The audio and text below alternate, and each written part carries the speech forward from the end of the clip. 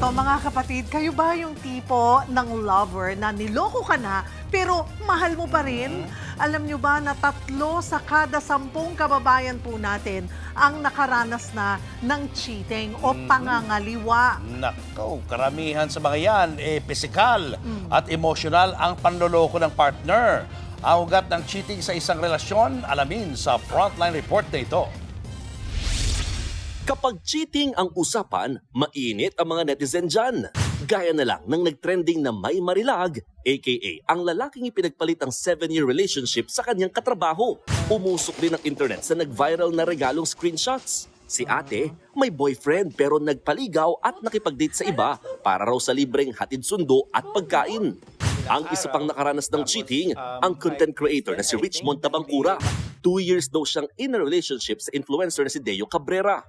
Well, honestly, it felt really devastating to me. Grabe yung epekto niya sa mental health ko.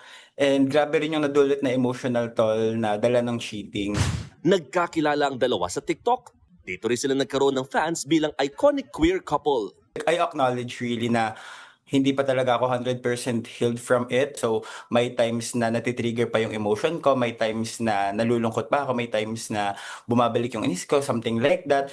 Base sa latest report ng social weather stations, 27% o 1 sa 4 na mga Pilipino ang nakararanas ng cheating o panluloko sa relasyon. Base pa rin sa survey, pinakakaraniwang klase raw ng cheating ay ang physical at emotional cheating. Kapag sinabing physical, ito yung may sexual or intimate na activities na. Pero bakit nga ba nauuwi sa panluloko ang isang relasyon? For those who have engaged themselves in unfaithful activities,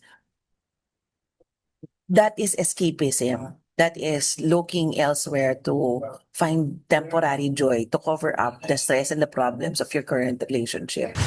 Kaya kung hindi na mahal o tingin ninyo hindi na worth it, baka it's time to let go na kaysa magkasakitan pa. But in the end, we enter relationships to find joy, to find lasting happiness. And if the toxicity is causing unhappiness, causing too much stress, parang it defeats the purpose of having a relationship. Kayo mga kapatid, kaya nyo bang magpatawad kapag niloko kayo ng inyong special someone? Paano kung paulit-ulit na? Mahal mo pa rin ba? O di ba mas dapat mahalin mo rin ang sarili mo para kaya mo pang magmahal kahit nasaktan ka na? Nagbabalita mula sa Frontline, Mon Gualvez, News 5. Mga kapatid, Cheryl Cosing po. Maging maalam at may pakialam sa mga napapanahong issue at headlines. Mag-follow at mag-subscribe na sa social media pages ng News 5.